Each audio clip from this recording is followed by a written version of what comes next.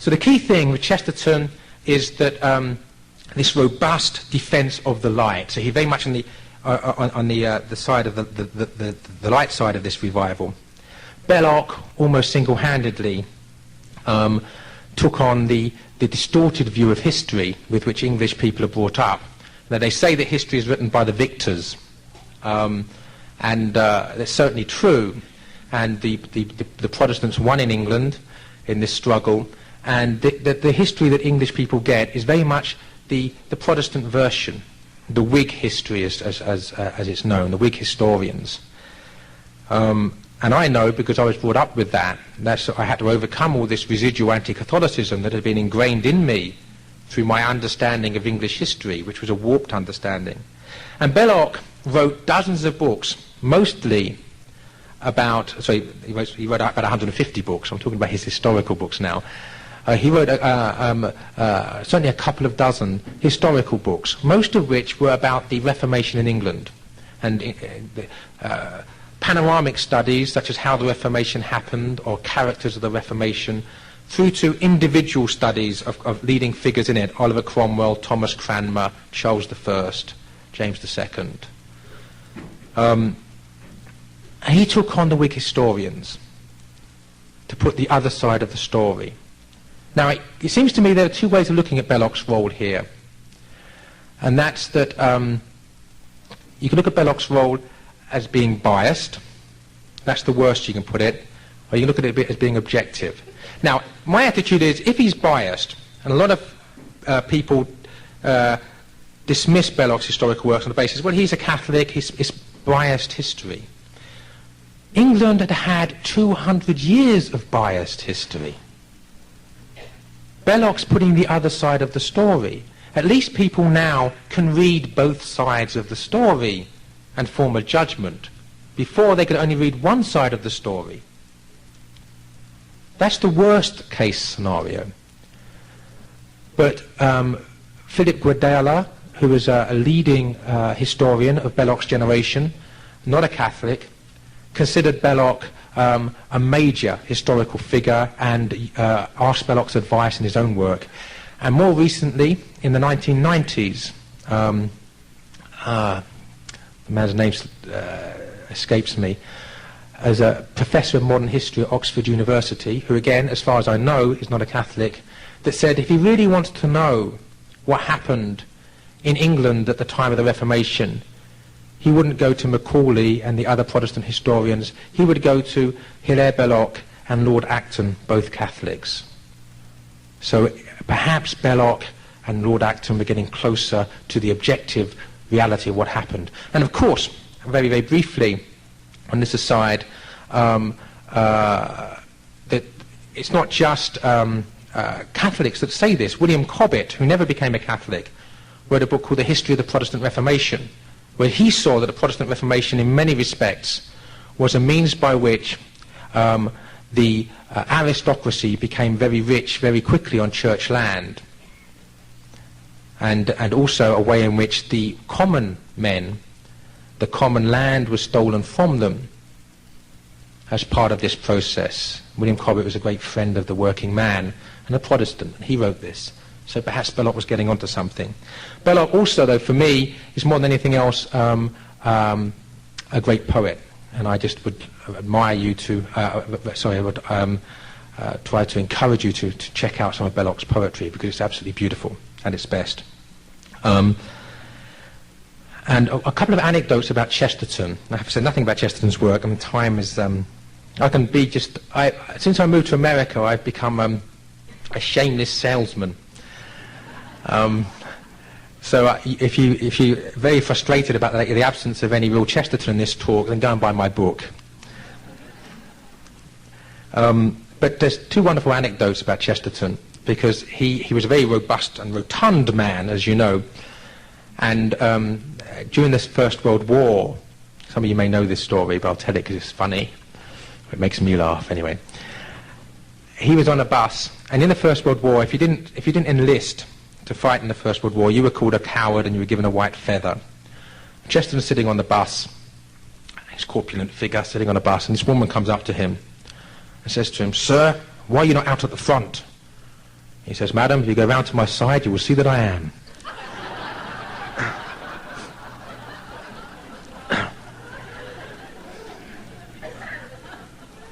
And the other one is a story when he was in America, in one of his lecture tours of America, and he's struggling to get into a taxi.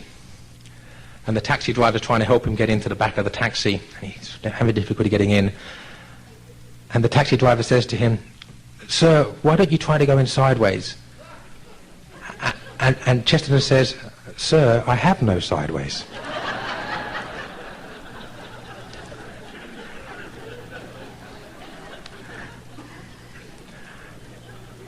You get some idea of Chesterton's humour, which does manifest itself in his work.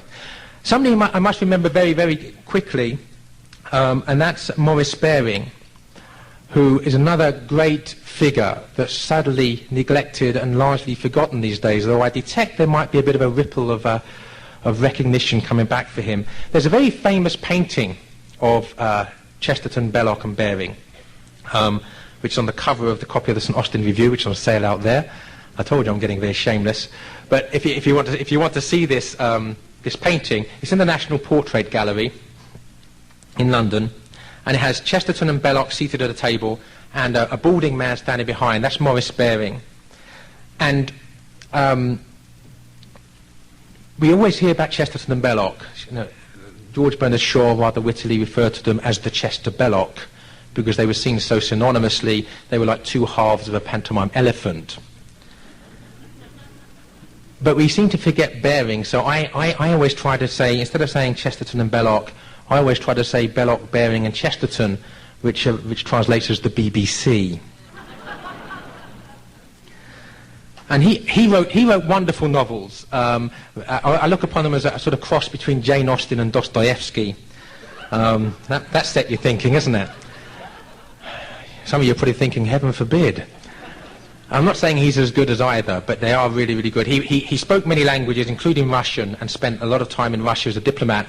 And his novels, sort of a bit like a game of chess, like a Russian novel, they take a long while to get going, but all the pieces are put in place. But it's worth the wait, as it were.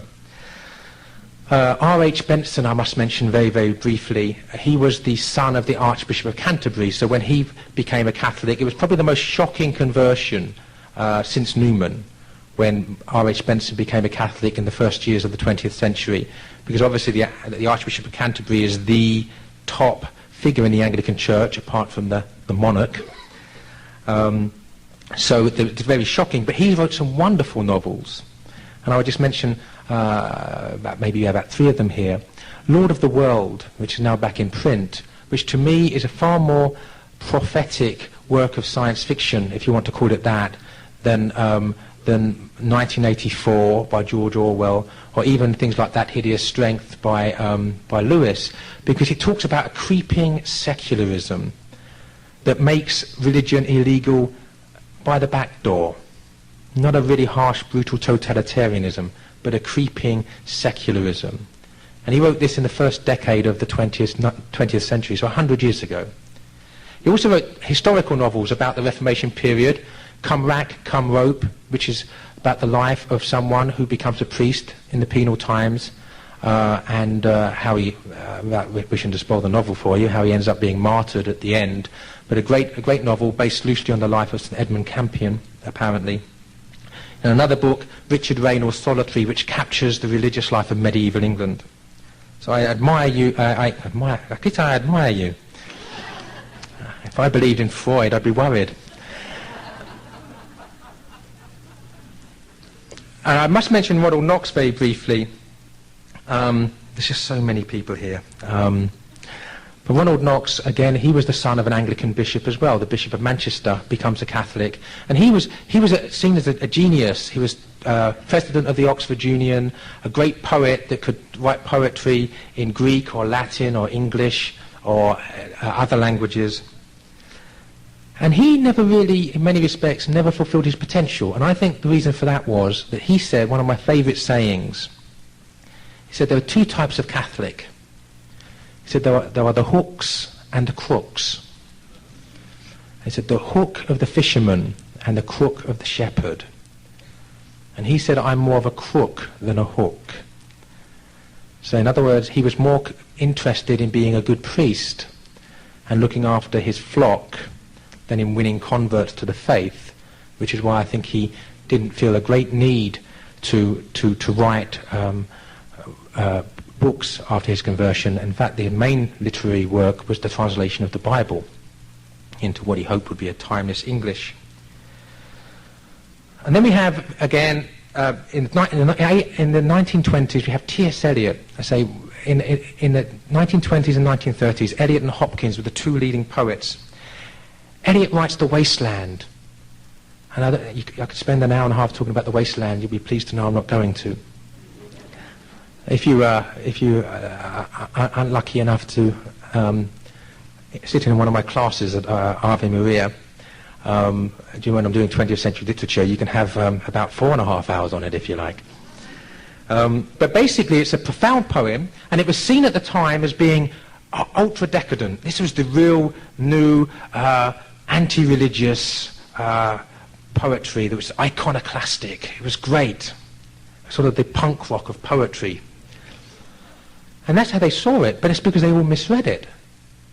Because what we see here is Eliot, he's attacking modernity for being corrupt, for being decadent, for being nihilistic, for having a death wish, for being death. It's the culture of death, the culture of the desert. There's no life. And it's the imagery of water throughout. It's the imagery of baptism, the imagery of life. And it ends with hope. It ends with the peace that passeth all understanding. And 6 years after the publication of that poem, Eliot becomes an Anglo-Catholic, a member of the Church of England, but the high Catholic part of it, Catholic in inverted commas. But why did T.S. Eliot never become a Catholic? Well, it was the Jacques Maritain, the French Thomist, said that the reason that T.S. Eliot never became a Catholic was he used up all of his power of conversion when he became an Englishman. But again, probably the finest poet of the 20th century, finest poet of the 19th century, finest poet of the 20th century, orthodox thinkers. The greatest novelist, I think, of the 20th century was Evelyn Waugh. And the greatest novel, in my opinion, was Brideshead Revisited. I would add, I don't consider The Lord of the Rings to be a novel. And again, he was received into the Catholic Church in the 1930s. And in many respects, he's the prose equivalent of what T.S. Eliot's doing in poetry, attacking modernity and seeing the church as the only hope for modernity, the only hope for the world, for the modern world. What T.S. Eliot's saying that in verse, Evelyn Waugh's saying the same thing in his fiction. His novel, A Handful of Dust, the title's even taken from a line in The Wasteland by Eliot. And his novel, Brideshead Revisited, he says that the purpose of the novel, the inspiration for it, was to show the workings of divine grace in the lives of a group of very different people. And I think he achieves it immensely. And then the third section of the Catholic Literary Revival, which gets about 2 minutes, is, I think, the two key figures there are Tolkien and C.S. Lewis. So basically, Chesterton dies in 1936. C.S. Lewis publishes The Pilgrim's Regress in 1933. So there's this overlap, and The Hobbit by Tolkien's published, I think, in 36 or 37. So then the next, until the 1960s, when they stopped writing, or early 1970s, when Tolkien dies, if you like, is the third period of the Catholic Literary Revival. Some of you will be thinking, well, hold on for a second, Lewis wasn't a Catholic.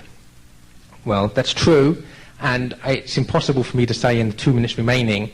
In fact, I do give talks just on C.S. Lewis and the Catholic Church, 45 minutes. So, and again, my latest book is C.S. Lewis and the Catholic Church. There's a whole book on looking at the complex relationship between Lewis and the Church. But what I would say, very briefly, is that by the time he died, he believed in all 7 sacraments. He went to the Anglican equivalent of conversion, the Anglican equivalent of confession, and I would guess that far fewer than 1% of Anglicans go to confession. He believed, he started calling the Eucharist the Blessed Sacrament. He started referring to the Eucharist liturgy as the Mass. He believed in purgatory. So the man walked up to the doors of the church, knocked, but didn't actually go in. And Tolkien, of course, wrote the greatest book of the 20th century, not just my belief, but the belief of numerous opinion polls. And of course now it's been read by more people than ever before. And I think the key thing about the Lord of the Rings, and again I give talks just on the Catholicism of the Lord of the Rings, so there's no time to talk about that either, is that it's profoundly Catholic. Tolkien himself says the Lord of the Rings is, of course, a fundamentally Catholic and religious work, unconsciously in the writing, consciously in the revision. And the key thing about it is that the more you understand the Lord of the Rings, the more you realise that not only was it written by a Catholic, but only a Catholic could have written it. The more you understand the work. So it seemed to me, just to finish off then, just to conclude, that the greatest poem of the 20th century, and this again is not just me, this is, you could take a consensus on not even Christian literary critics. The greatest poem of the 20th century, either The Wasteland or Four Quartets, both by T.S. Eliot, so an Anglo-Catholic. The greatest novel, Brideshead Revisited, Evelyn Waugh, a Catholic. And the greatest book, The Lord of the Rings, by Tolkien, a Catholic.